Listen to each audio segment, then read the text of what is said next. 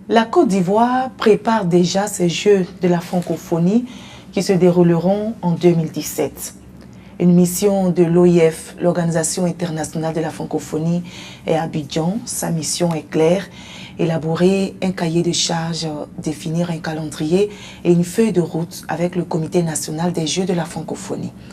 Quel est le contenu de ce cahier de charges et qu'est-ce que l'OIF attend de ce comité national? Nous poserons la question à notre invité, M. Maman Seriba, directeur du Comité international des Jeux de la francophonie. Mesdames et messieurs, vous êtes à votre émission, L'actualité avec.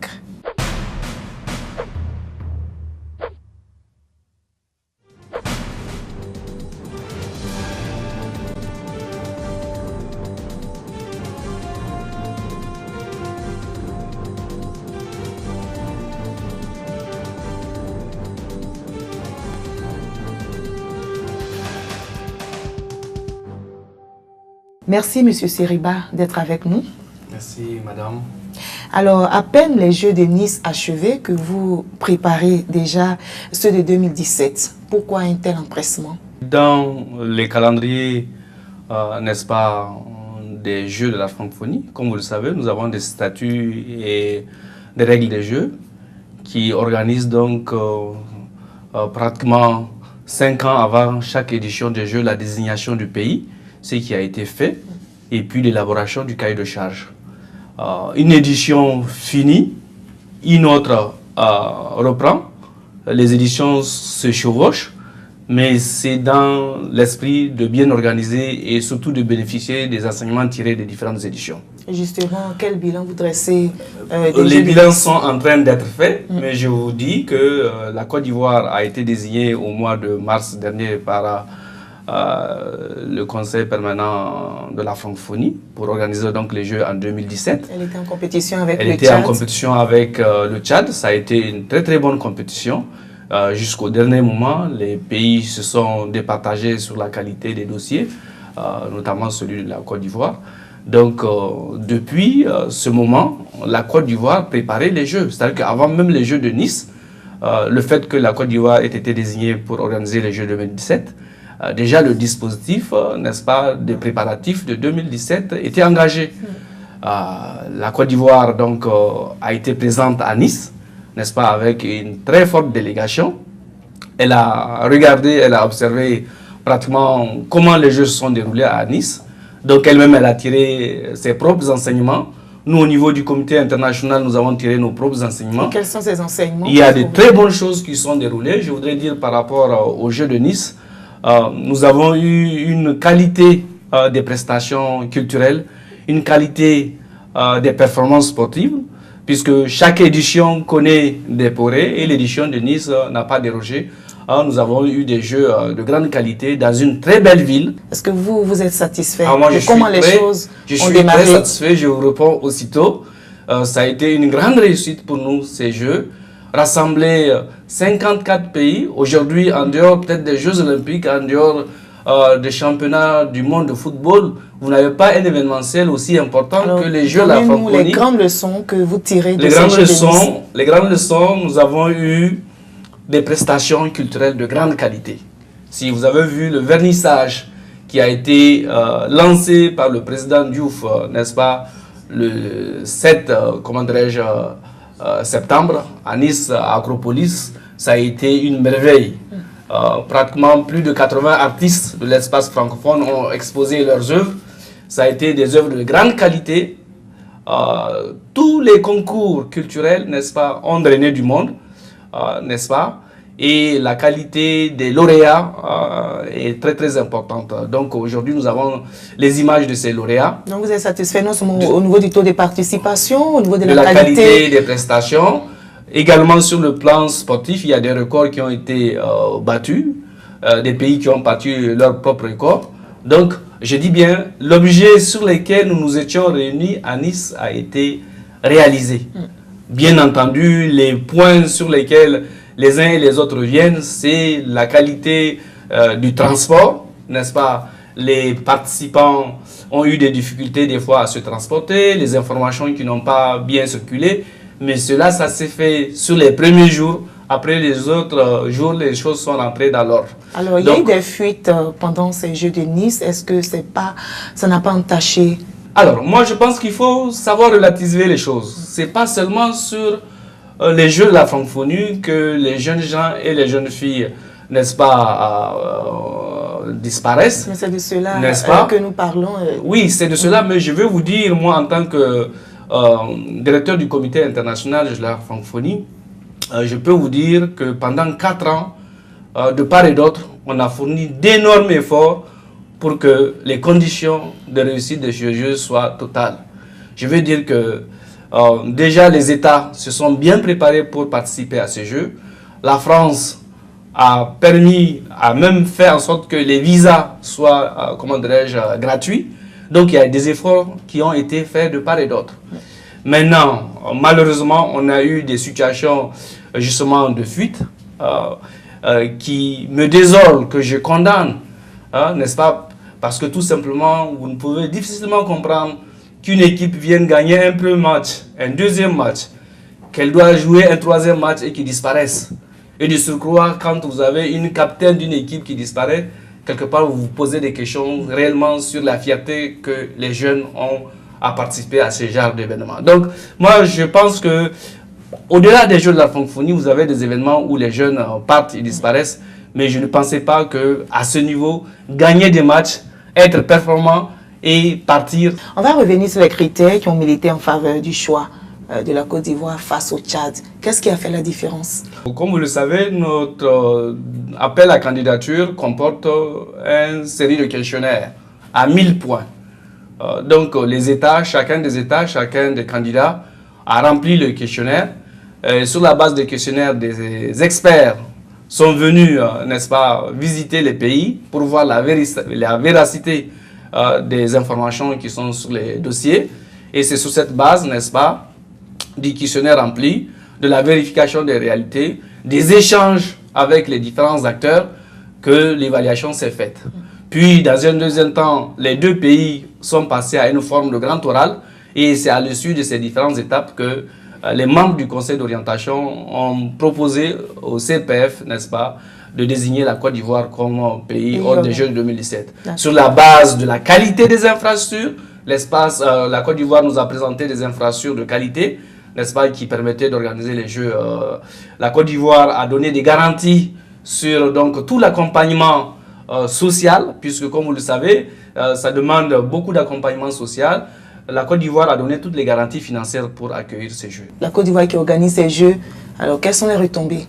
Alors, les retombées sont nombreuses, elles sont de plusieurs ordres, n'est-ce pas? Organiser un événementiel de cette taille, accueillir 77 pays, 4000 jeunes, vous avez des retombées aussi bien sur le plan économique, puisque les hôtels, d'ici 4 ans, la destination de la Côte d'Ivoire par rapport aux Jeux sera accrue. Donc forcément la ville, le pays va beaucoup bénéficier de toutes les informations sur donc, la Côte d'Ivoire, qui est déjà un pays en pleine croissance. Donc sur le plan de la mobilisation sociale, les Jeux vont booster tous les secteurs de la vie avec les nouvelles technologies. Les Jeux vont booster tous les secteurs des fédérations sportives, du monde culturel. N'est-ce pas, l'aspect de la sécurité, tous les compartiments de la vie vont être boostés par les Jeux. Donc les retombées des Jeux sont réelles, mais la chose la plus importante, c'est cette fierté qu'ont les Ivoiriens d'accueillir l'espace francophone. Alors, quel est l'apport de l'OIF dans l'organisation de ces Jeux? Quelle aide vous allez apporter à la Côte d'Ivoire, pays organisateur? Toute l'expertise nécessaire à ce que les Jeux soient une réussite. L'Organisation internationale de la francophonie, n'est-ce pas, à qui appartiennent ces Jeux, n'est-ce pas, fait en sorte que dans l'accompagnement en termes d'expertise, aussi bien sur le plan culturel, sur le plan sportif, sur le plan institutionnel, n'est-ce pas, l'Organisation internationale de la francophonie accompagne le pays organisateur donc, des Jeux. Et vous allez l'accompagner comment? C'est vrai, vous êtes en Côte d'Ivoire, justement. Alors, quelle sera votre contribution de façon précise? Nous travaillons de façon très étroite avec le comité national d'organisation. Nous avons déjà défini l'orientation, les valeurs sur lesquelles les Jeux vont porter. Quelles sont ces valeurs? Sur la solidarité, la diversité et l'excellence, n'est-ce pas? Nous avons échangé pour définir... Pourquoi ce soit plus clair quand vous parlez de solidarité? La solidarité, nous disons que c'est des jeux où nous demandons la contribution de tout le monde. Nous demandons la contribution des États et gouvernements, la contribution des Ivoiriens, la contribution...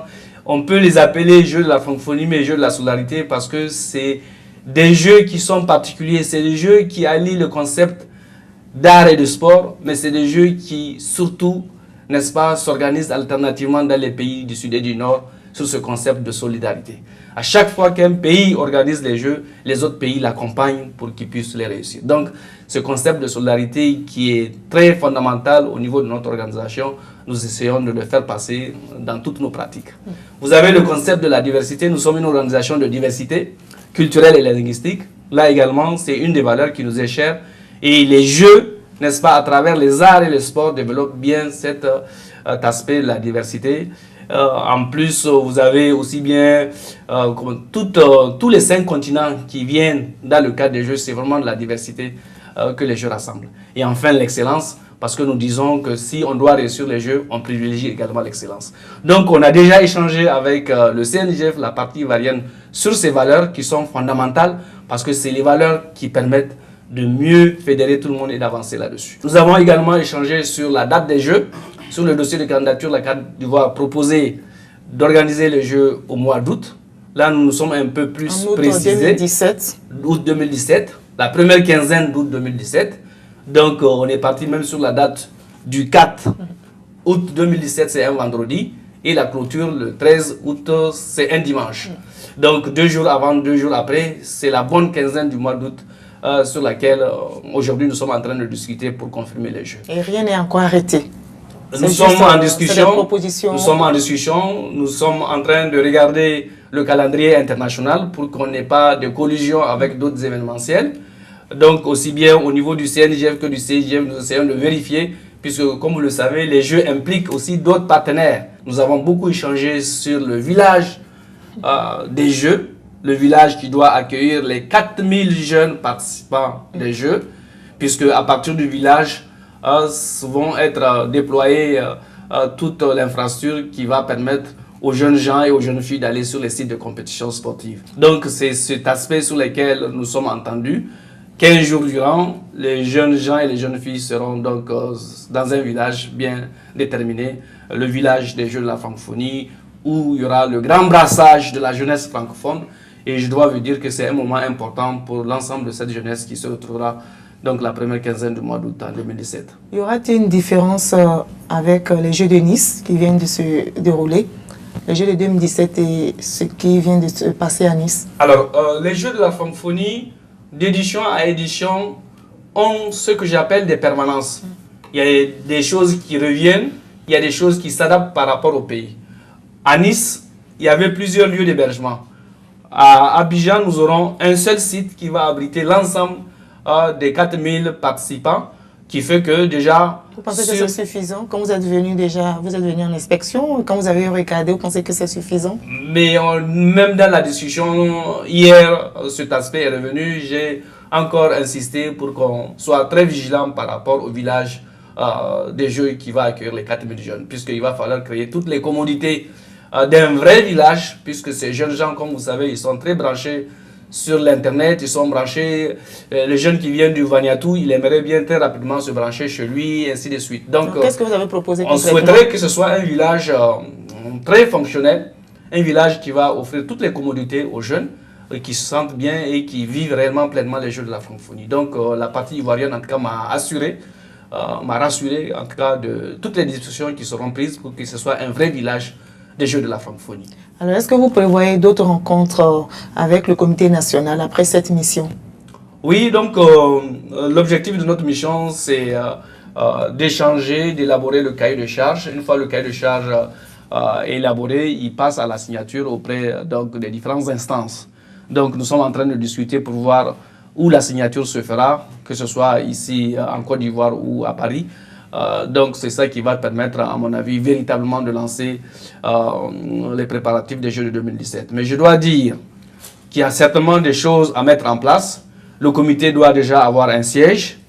Il faut qu'il y ait un siège, puisque depuis septembre Est-ce que vous 2015... allez rapporter un appui pour depuis la réussite? septembre 2015, la Côte d'Ivoire a reçu le témoin, le drapeau des Jeux de la francophonie. Donc il faut que ce drapeau flotte quelque part pour qu'on sache qu'on est en train de préparer les Jeux de 2017. Donc, est-ce que vous allez leur très apporter rapidement, un appui justement pour la réalisation de tout? Tout à fait. L'échange que nous sommes en train de faire, c'est sur l'organigramme du CNGF, sur toutes les dispositions, et nous comptons faire venir des experts qui vont évaluer les besoins en termes d'infrastructures, les besoins en termes de ressources humaines, puisque ce sont des éléments qui vont permettre d'élaborer les cahiers de charges, comment dirais-je, de façon programmée 2014, 2015, 2016, 2017. Chaque année, il y aura des choses bien précises qui vont nous permettre de nous rapprocher des Jeux de 2017. Alors, Monsieur Seriba, y a-t-il une différence entre les Jeux olympiques et les Jeux de la francophonie? Oui, la différence, c'est que là-bas, c'est les Jeux olympiques, n'est-ce pas, qui ont un caractère de compétition essentiellement sportif, n'est-ce pas? Ici, c'est les Jeux de la francophonie qui font des activités artistiques et sportives. Et pourquoi? La convivialité des Jeux de la francophonie n'est pas à comparer à un autre événementiel. Les Jeux de la francophonie sont cet espace de brassage, de convivialité et qui repose sur le partage d'une langue, la langue française. Les Jeux de la francophonie sont bien différents des Jeux olympiques. Alors, directeur du Comité international des Jeux de la francophonie que vous êtes, si on vous demandait d'insister sur l'intérêt des Jeux de la francophonie, que répondriez-vous?